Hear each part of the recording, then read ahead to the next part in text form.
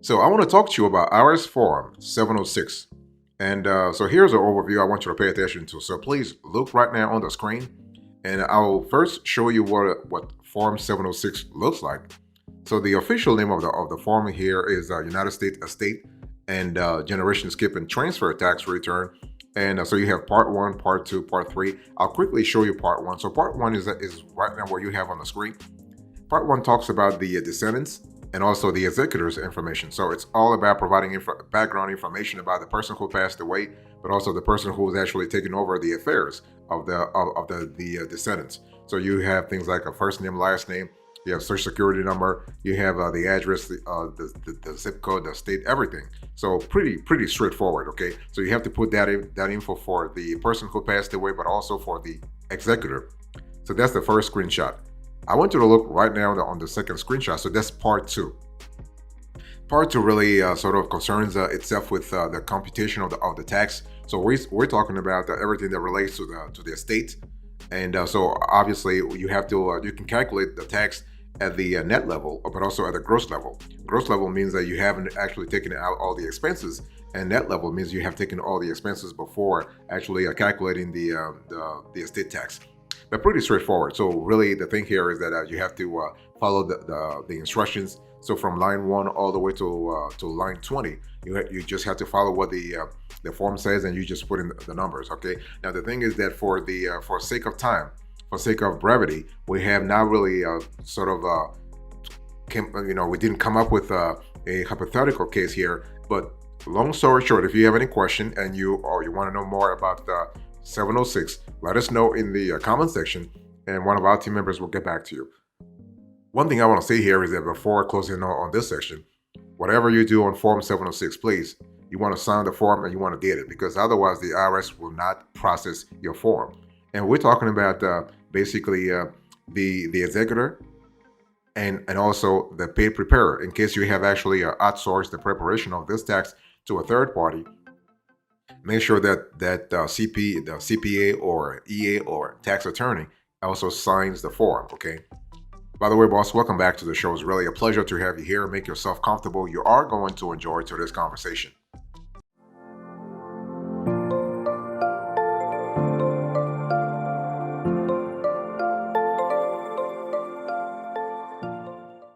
And I want you to look right now on the screen. And so we have part 1, we have part 2. Now let's talk about part 3.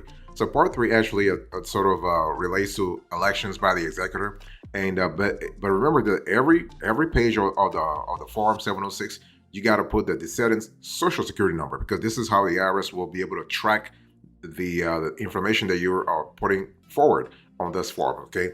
So when we talk about the elections by the executor, this is actually a series of questions and answers that really sort of contextualize the whole thing for the IRS. So for instance, the IRS is asking the executor if he or she is electing alternate valuation. And again, here I'm not going to go into too much detail, because this is a pretty convoluted form. But if you have a specific question regarding a specific case, please let us know in the comment section, and we'll certainly get back to you. Okay, so that's about part 3. Now part 4 is the general information. So here you have to don't forget to attach the death certificate, otherwise the IRS will not process this form. And so you just go through all the questions on the form in this specific part, and again, pretty straightforward here. And in some cases, the IRS might want to know information about the descendant's spouse, the one who is alive, and so you have to provide that. The next screenshot I'm showing you here, so this is still a part 4. So you have to go through all the questions and answers, and provide the appropriate answer. And one thing I want to say here is that don't forget to always put the estate of the name of the person who passed away, as well as his or her social security number. The next screenshot here, we have part 5. So part 5 is basically, it's called recapitulation. So you have to really provide some kind of balance sheet for the estate of the person who passed away, the descendants. So everything from real estate all the way to annuities, you have to really put that on the right line. So from line 1 all the way through line 9, and you just follow the instructions all the way to the bottom on line 24. And so I'm showing you, so this is the last part. I'm sure when you actually at the last page of Form 706, so you have a clear idea what I'm talking about when it comes to this form. So this is actually the schedule, and this is where we have to detail everything that relates to the form. But the form itself has 29 pages. Okay, 29 pages. But I'm just showing you a few of them, so at least you have a clear idea what I'm talking about. By the way, boss, I want to quickly remind you of today's topic. We are having a conversation about Form 706.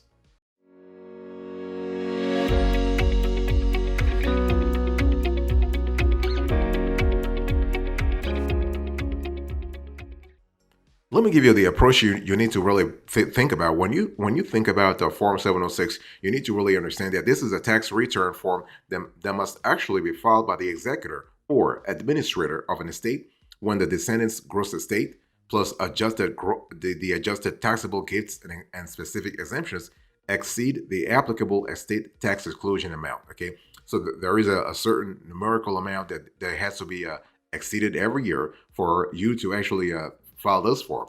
Now, the form is actually used to determine the estate tax liability and report various assets, deductions, and calculations associated with the estate. And so, when we talk about the main purpose of the 706 is just that, to provide clarity, to provide transparency to the IRS, so that and this is done by the executor or administrator, so to provide context to the IRS about what kind of tax liability that the estate has to abide by. Okay, so you have several benefits when you file this form, especially when you file the proper way. You have several benefits. You have a state tax reduction. You have portability of unused exemption because Form 706 allows for the portability of the deceased spouse's unused estate tax exemption to the surviving spouse. That's what I was just telling you a little earlier when I said that the spouse who is alive will actually benefit. You have basis adjustments. So filing Form 706 also allows for a stepped up basis adjustments for assets included in the estate. This means that the value of assets at the time of the descendant's death becomes a new cost basis for the heirs or beneficiaries, potentially, when you think about it, reducing capital gains taxes when those assets are eventually sold. And so those assets can be sold 20 years from now, or 2 years from now, or 2 months from now. You also have a valuation discounts. So Form 706 provides an opportunity to claim valuation discounts for certain assets, such as closely held businesses or real estate, which when you really think about it, can help lower the overall estate tax liability. So this is kind of cool in terms of giving you the proper mark, the proper valuation here. And the discounts I was just telling you a little earlier about, those discounts reflect the reduced marketability or lack of control associated with these assets. You also have another benefits around estate planning and administration. So even if the estate does not owe any estate taxes, filing this form has a great benefits. Why? Because it really sort of helps with estate planning and administration purposes. It helps establish a clear record of the estate's assets, their values, and any transfers or distributions made, which can be really useful in settling any future disputes or audits. You never know, right? And another benefit, the last benefit that we have thought about that's really great for this is you have generation skip and transfer tax. So in addition to estate taxes, Form 706 also addresses generation skip and transfer taxes, so the GST taxes. So this tax applies when assets are transferred directly to grandchildren or more remote descendants, bypassing the children. So filing Form 706 allows for the proper calculation and reporting of GST taxes, ensuring compliance with the relevant tax laws. Now let's talk about eligibility here. So who's really eligible to file Form 706? Well, the thing is that the eligibility to file Form 706 depends on certain criteria, right? The estate value, whether the descendant is a U.S. citizen or resident alien, and also the assets subject to estate tax. So when we talk about the estate value, Form 706 is generally required to be filed if the descendant's gross estate plus adjusted taxable gifts and specific exemptions exceeds the applicable exclusion amount for the year of the descendant's death. That's what I just told you a little earlier. So the exclusion amount is subject to a change based on tax laws and regulations. So it's really important. Now, the descendants must have been a U.S. citizen or resident alien at the time of his or her death for his or her estate to be eligible to file Form 706. Non-U.S. citizen and non-resident aliens have different tax rules and may be subject to different reporting requirements. And the estate should actually have assets that are subject to estate tax, such as real estate, investments, bank accounts, business interests, and other valuable assets. And what we have seen in our research is that certain types of assets, let's say life insurance proceeds, for instance, may be included in the estate for tax purposes.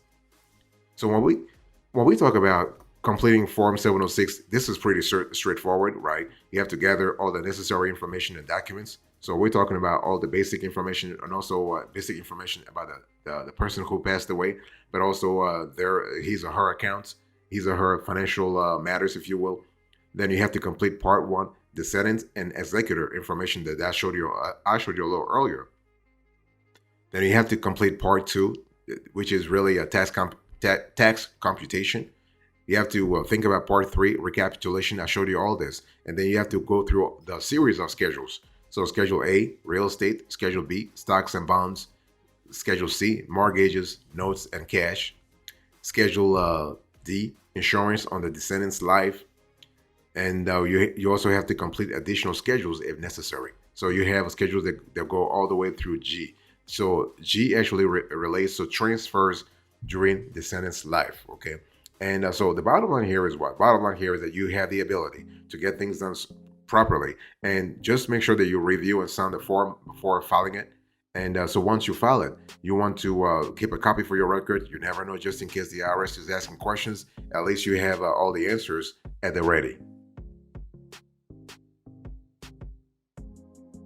By the way, boss, I want to quickly remind you of today's topic. We are having a conversation about the Form 706.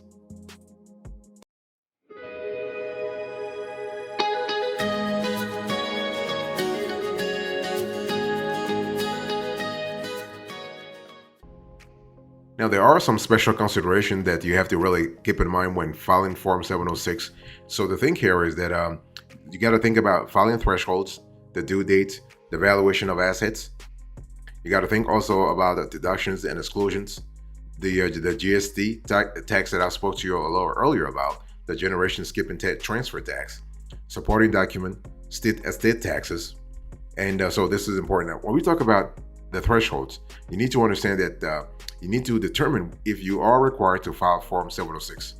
And so the gross estate plus adjusted taxable gifts is the threshold for eligibility is around 12 million all the way to 15 million for individuals, or 25 million to 30 million for married couples filing jointly.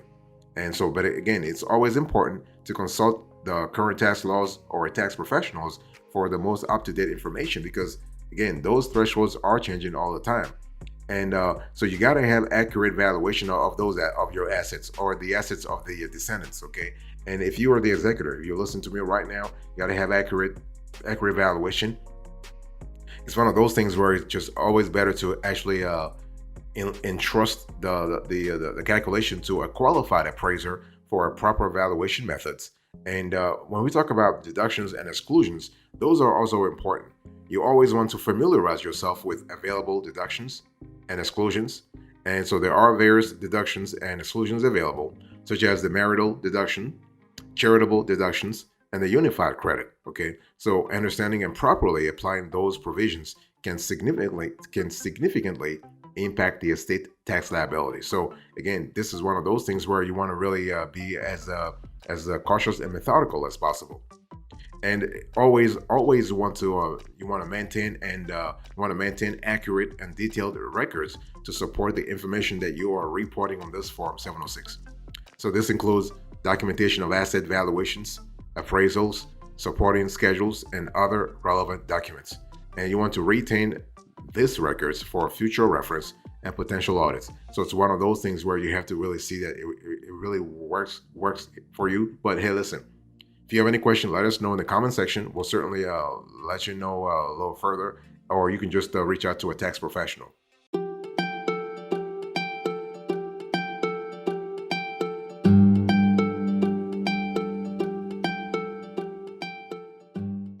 Now, when we talk about filing Form 706, you need to understand that you have the possibility to file this form either offline, online, or you can even do an e-filing. Okay, so basically, when we talk about offline filing, you can just make sure you get the latest version of a Form 706 through the IRS websites, not through a third party. No, through the IRS website. Go to the source. You always want to go to the source, and or you can just contact 1-800 tax form 1-800-829-3676 to have the latest version of a Form 706, and then you can just complete it. Just complete the form, follow the instructions, and pretty straightforward.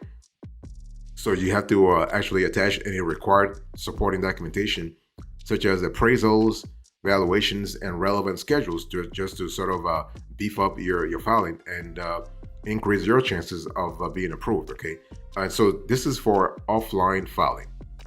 The other way to actually take care of this filing here is online filing. So the IRS has a series of approved e-filers, and so you can access the IRS modernized e-file system, the MEF system. And so just go through. You want to look for e-filing estate tax returns, but you first need to create an account. If you don't have an account, you will need to create one by providing the necessary information. And so once you go through everything, it's pretty straightforward. And you can also e-file through an authorized software provider, and you have a series of software providers that can really help you out in terms of filing Form 706. And just remember that whether you're filing manually, you're filing electronically, or you're filing through like you're filing online, you always have to think about attaching copies of supporting documentation. So anything that relates to the descendants' estates, assets, deductions, and any applicable documentation, just make sure that you have the proper backup for it. And I want to talk to you about one last thing. So there are some common mistakes that you need to avoid while filing Form 706, and it's one of those things where you really are trying to contextualize the information for the IRS, and so you want to have as much as possible complete information. You want to provide everything that can really help the agency know exactly what happens to know what's happening with the descendants sort of balance sheet, if you will. Okay, so and when we talk about balance sheet, obviously we are speaking about assets, and with assets, you do have one or two very important mistakes that you need to avoid. So incorrect valuation of assets and failure to report all assets. So incorrect valuation of assets, you just need to talk to a professional appraiser so that he or she can give you the proper value of the assets. And failure to report all assets, that's even worse. It just means that you are basically lying to the government. You are underreporting the descendants' estates assets, and that's really bad. So you always want to, you can reach out, for instance, to a CPA or to a CFE. That's basically a certified fraud examiner to really sort of help you out in terms of having a proper list of all the assets of the descendants' estate. Also, other mistakes that we have seen in our research, you have improper allocation of deductions and exemptions. You also have late filing or failure to request an extension. So it's one of those things where if you feel like you might be late filing this form, it's always better to have an automatic extension. So this happens through a Form 4768. This is how you actually get the to get the extension. Now, Form 706 must be filed within 9 months of the descendant's date of death. So if more time is needed, you always can request an extension using that form that I just told you. Now, failure to file on time or request an extension may result in penalties and interest, which you do not want anyway. You also have inaccurate or missing supporting documentation. You have failure to report generation skipping transfers. You have incorrect calculation of tax liability, neglecting to consider state tax requirements, and not seeking professional help just in case you really feel like you might need it. It always helps to have someone to take a second look at your files and see whether or not you are on the right path. So long story short, when we talk about Form 706, we are speaking about a very convoluted form that you can certainly do by yourself or just entrust to a third party to kind of help you out.